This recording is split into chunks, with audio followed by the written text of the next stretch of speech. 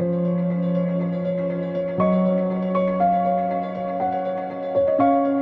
and welcome to episode 30 of the Creativity Conference's official podcast. Today, talking all things creativity, I'm joined by Jackie Toal, who is an expert in XR and animation, as well as being a multi-disciplinary artist, surface pattern designer, and lecturer at the Dundalk Institute of Technology. Jackie, thank you so much for joining me. How are you doing today? I'm doing very well, and I'm delighted to be here to have the opportunity to talk about creativity. Yes. It's always good fun. Yeah, I'd love to hear about the what current creative projects you're working on, and that you're particularly sort of excited to get out of bed in the morning and work on.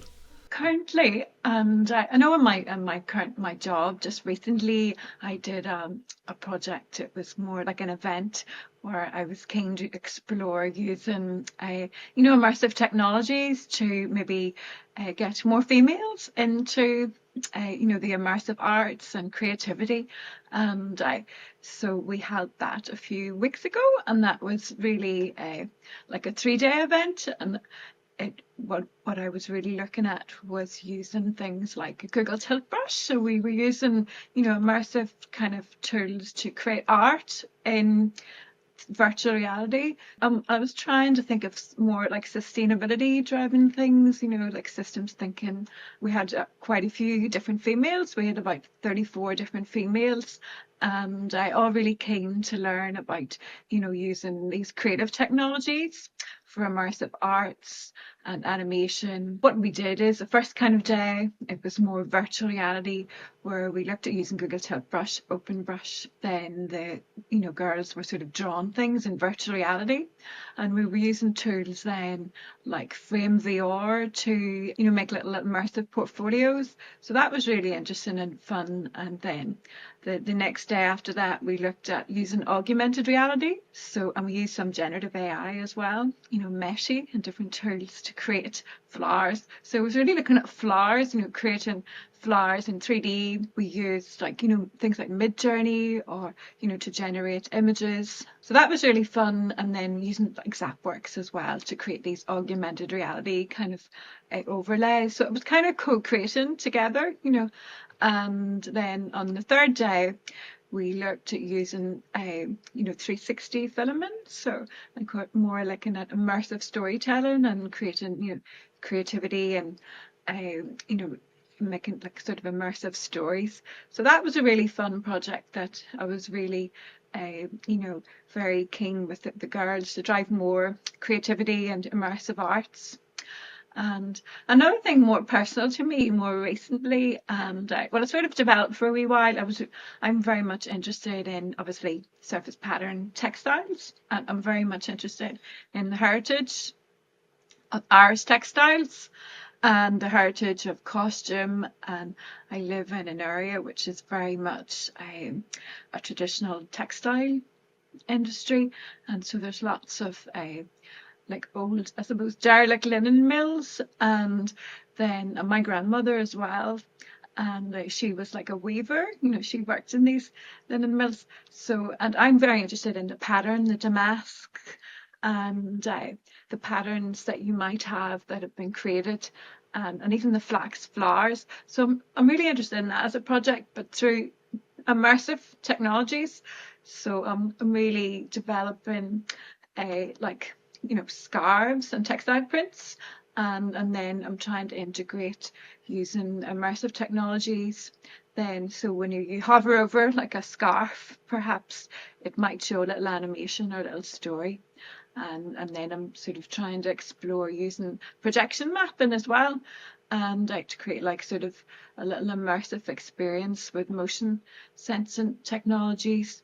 And then the final thing within that is more and a whole immersive experience using a VR headset to create like an immersive story. So that's a project that I'm working on, and hopefully in next January I'll have like a little exhibition of that. And so that's quite a more personal thing. And but last year I actually explored to using creativity with a AI, versus human creativity.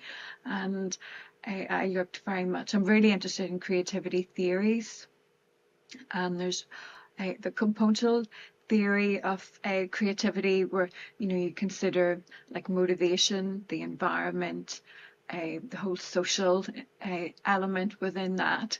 And so I explored that with some of my students as well. So we were creating characters for 2D animation, and then a traditional based, and then looking at how AI might augment that process as well. And so that was interesting, although like I think AI too, while it's really interesting, there still has elements of bias to it, and hallucinations and so on. So that was kind of an interesting project, and which was spanned from creating a character, drawing things out, and then making an environment, and then again making a little short sequence. So those were kind of interesting projects using creative technologies, and with a immersive in a way to create sort of interesting outputs. Findings in the end, I think there still is I find during that project, the traditional still kind of won out a little bit, that I suppose the human mind and human creativity is still quite powerful. That these, AI and all of these creative tools are there to help augment the process, rather than replace. And the individual, the kind of risk taking and the mistakes that you might make, and they're all more uniquely kind of personal from a creativity slant. So those were kind of some projects, and but the textile one is one that's more personal to me, which I'm kind of working on developing. There's a few things to touch on there, but I'd love to know more about how when you first made that jump, because your background is really in materials and physical Yes. textiles, if I have that right, and then you jumped into the world of XR and augmented reality and that. What inspired that I jump? mean, I still love and I still would do a lot of traditional painting. And yeah, I started in, I suppose, textiles. And from like 1989 to 1993, I did my fashion and textiles degree. And then I worked in swimwear. Yes, I worked in London in swimwear. And that was very much drawn and painting. Then I worked as a colorist, I was doing screen printing, interior design. And but I suppose what basically set me into in that kind of journey was so the company I worked for, they went into receivership. So then I was on made redundant, and then you sort of you need to seek different skills. So I went back and did my master's then in sort of computing and design. And so that sort of spun me on a different journey then, where I'd started into, I suppose, multimedia, web, with e-media at that time. I mean, this was probably from 2002, where you're exploring using web design, multimedia tools, which we use things like Macromedia, Flash, and Director, and all those tools are kind of rebranded now. And so that sort of put me on a different path then, and so a lot of multimedia, graphic design. So that, I suppose, as the technologies were evolving, software was evolving, and then I suppose new jobs and different uses of technology. So it was probably around 2016 then, where you've seen more things about augmented reality, using QR codes and scanning things and using different tools. So that sort of grasped my interest a bit more, especially, I suppose, maybe the VR headsets and then the augmented reality. So I became more interested in that, and I suppose through my teaching, I started teaching more augmented reality and virtual reality. I had a module in that, and so then, and I was chatting to someone a couple of weeks ago, and I was saying I'm very interested in all these creative technologies, but I still love my traditional.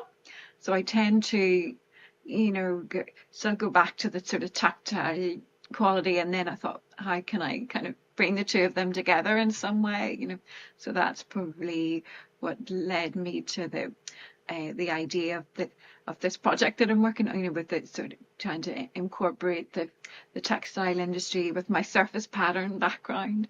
And very often I do lots of doodles. I'm constantly maybe drawing and taking photos of particularly flowers and things like that. I find, and the colours, and I am very inspired by nature, and I am the type of person that I would be out running and finding things in nature, and finding different things that maybe someone else mightn't see. So constantly building up reference, and so I think that's what sort of, you go through. And I'm always really interested in new technologies. I'm quite nosy when new technologies come out. I think, oh, I'd love to try that, and love to try different tools. So, especially with AI too, and the potential that that has now as well. So all these kind of technologies I find are really interesting to explore, for creativity. And but I do love the traditional, painting. I like painting big flowers in particular, and I like oil paints, and maybe doing screen printing, and alternative photography type things. So I still try and bring the two things together. And sometimes I find the worst thing is there's never enough time. Sometimes my head's full of ideas.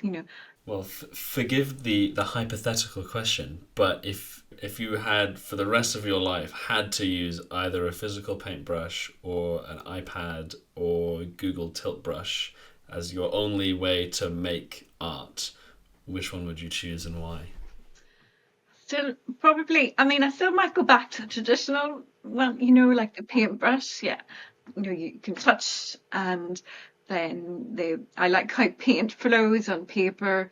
Maybe that's because where I started from was very much with traditional, and the tactile. But I still think that a lot of the technologies are really amazing. That, and the potential, and like I think they can only get better. Right. So should creatives in the world that we're in, should they be excited or feeling a little bit threatened by AI and ChatGPT and Midjourney and these tools?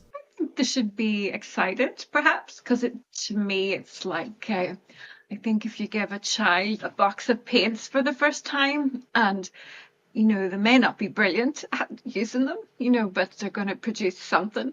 And it's maybe like with AI as well, maybe the first time you might produce something, it may not be, what you hope for, but the more skills you might get, perhaps with using those tools, they could definitely speed up different workflows, and they could maybe give different ideas as well.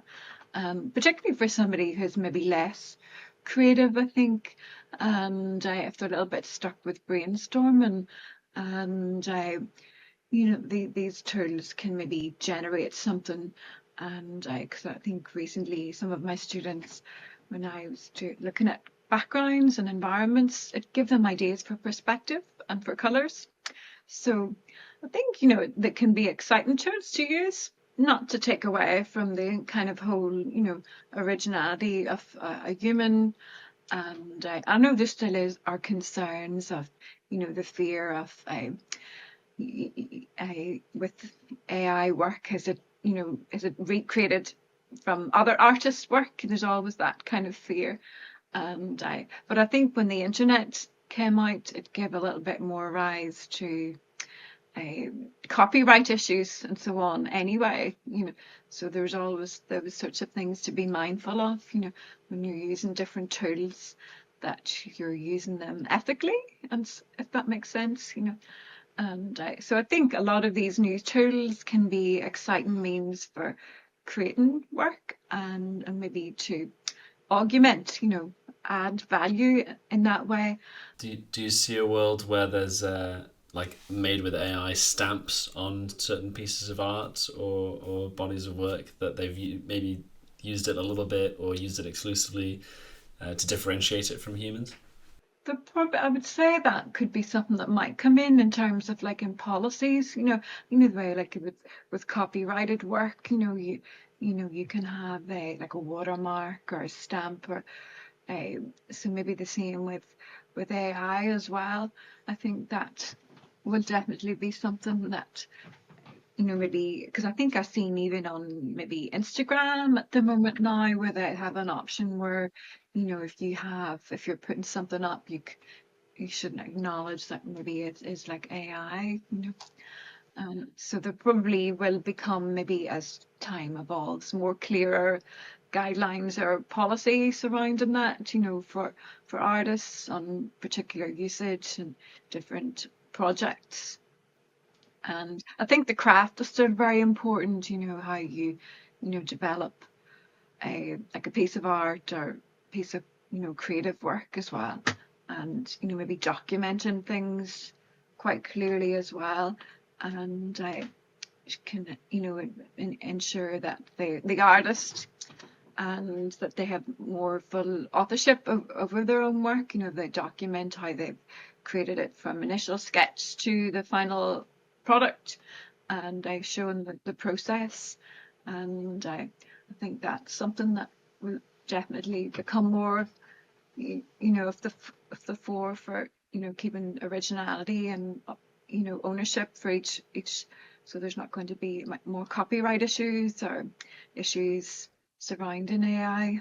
And you work with a lot of students, obviously, and I imagine this is something that's a very key issue at the forefront of their minds, especially as a lot of them are getting trained up for jobs that don't even exist yet. So how do you balance that with the students that you're teaching, and how can young people best prepare for this future creative industry that we don't even know what it's going to look like yet?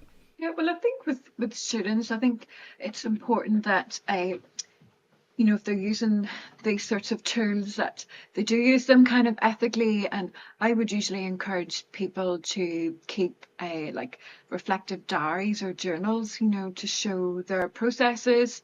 And if they are going to use any of these sorts of tools, that they might acknowledge it like in a reference in their work, and but they still would have to demonstrate, students would always have to demonstrate, for example, how they made something, to show that they understand, the sort of core concepts and surrounding, whether it's, composition, color, perspective, form, and then maybe if they've used certain tools to maybe texture an environment, they're always able to explain and understand how they did that. So I think there's probably going to be a greater emphasis on the processes, and that students demonstrate those skills a bit more so. And I find a lot of, creative students anyway, they're really keen to learn the processes, and they don't want, nobody really wants a quick fix, and especially in the creative industries as well. I think many students and creatives, they're quite keen to, keep the originality of their work as well.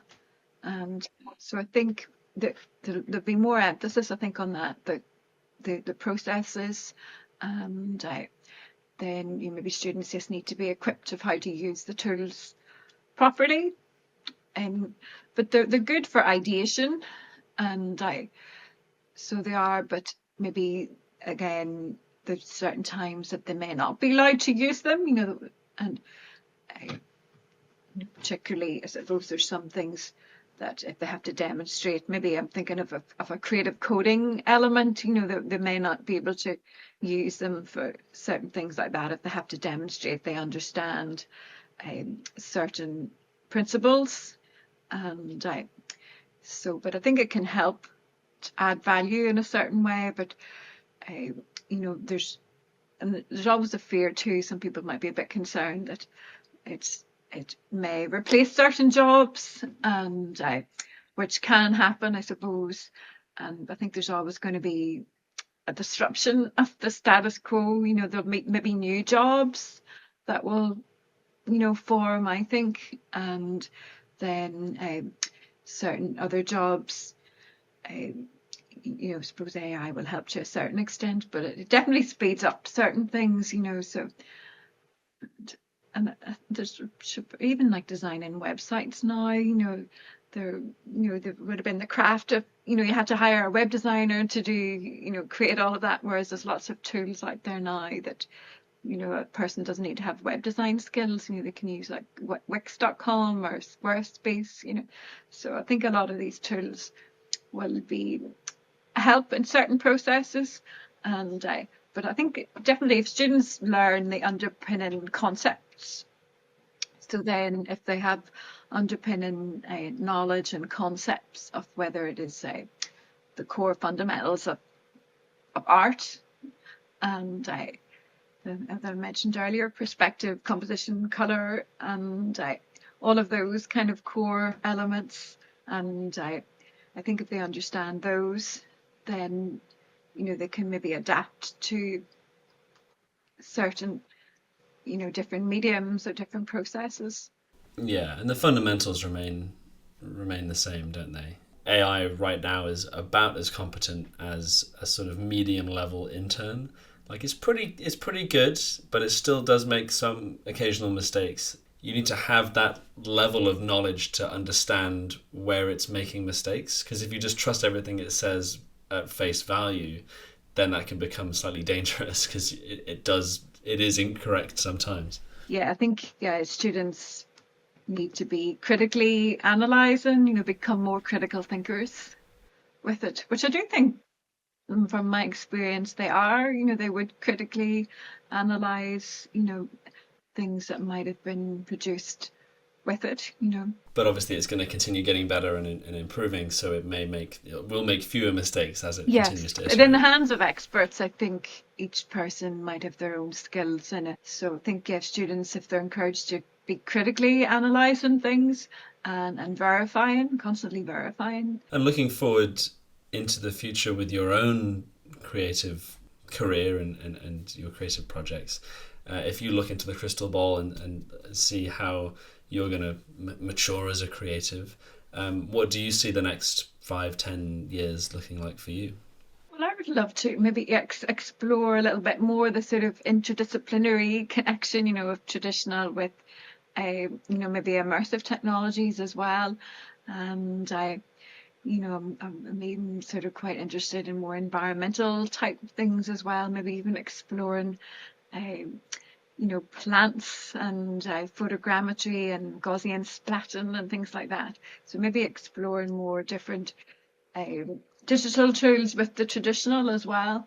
And I think it's really important, and I would love to, especially develop maybe things a little bit more with immersive textiles, as I call them, maybe explore that with more haptics and more motion sensing technologies.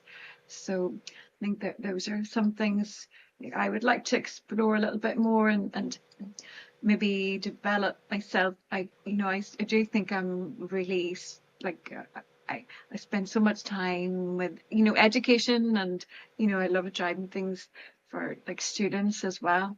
So maybe develop myself more so maybe and as like an artist, if that makes more my own creative works too. I'd like to develop that more so.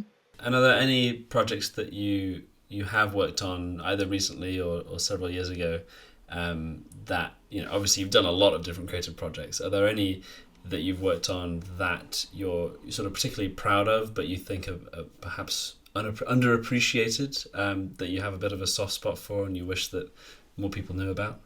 With paintings and things like that, I would love to try and maybe develop that a little bit more, because I know many people might see me more so, in the, you're very much with the computers and so on. So maybe develop myself a little bit more with maybe, traditional arts as well, I think, which would be, important. And more with the maybe screen printing and textiles. I'd like to develop that a little bit more myself, I think.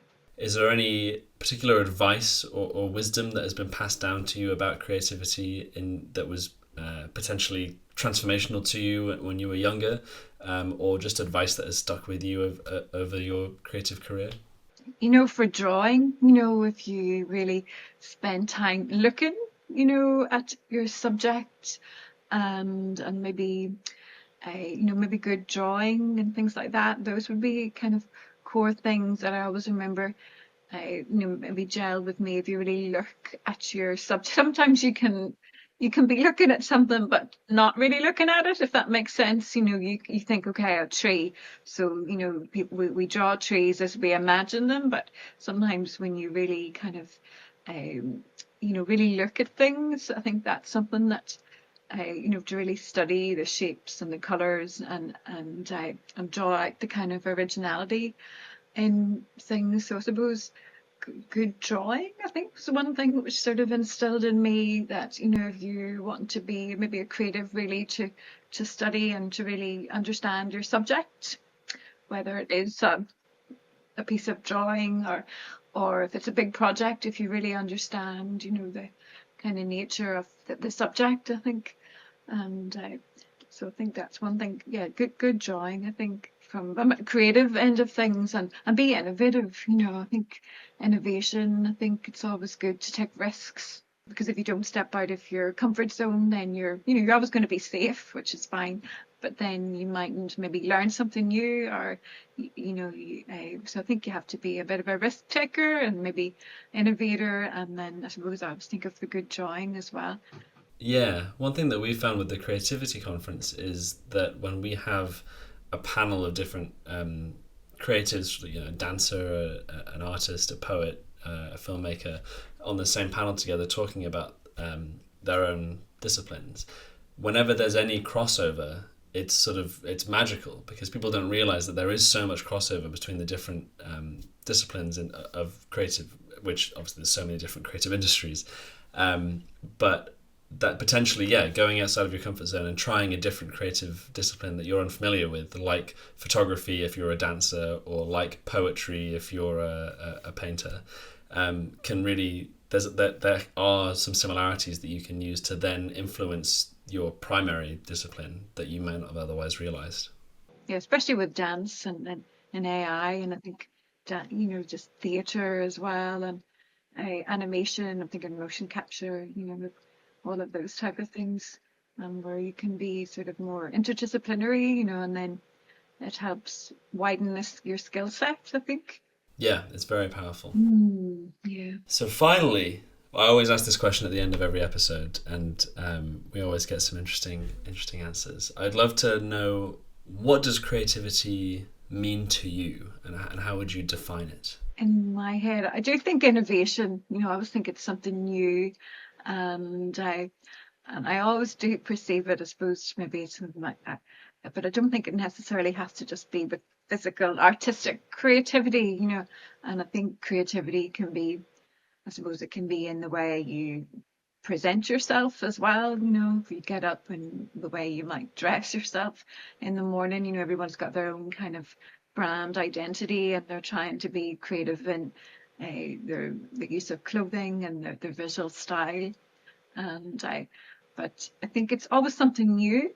It's kind of new, and it's maybe constantly changing, and innovation, definitely. And I always think of divergent thinker and convergent thinker as well. The way many different ideas that can be generated. You know, but it's definitely new and novel and interesting. And I think each day, you can maybe have something that can be creative, whether, or just try something new each day. So I think those would be key things, something that's new and creative and innovative, whether it's, in a person too. We're all creative in a certain way. It doesn't have to, maybe not just artistically, it might just be, you could have somebody who's not one bit creative at all, but maybe they just might try a different food or something one day. So, just always to keep life interesting, I think, is something. Yeah, and getting out of the comfort zone can apply to beyond just creativity. Yeah, I think that's beautifully put. And there we have it. We'll wrap there. So thank you so much, Jackie, for joining us. Thank you for tuning in and listening. Okay, thank you. I'm very delighted to be here, and thank you for having me.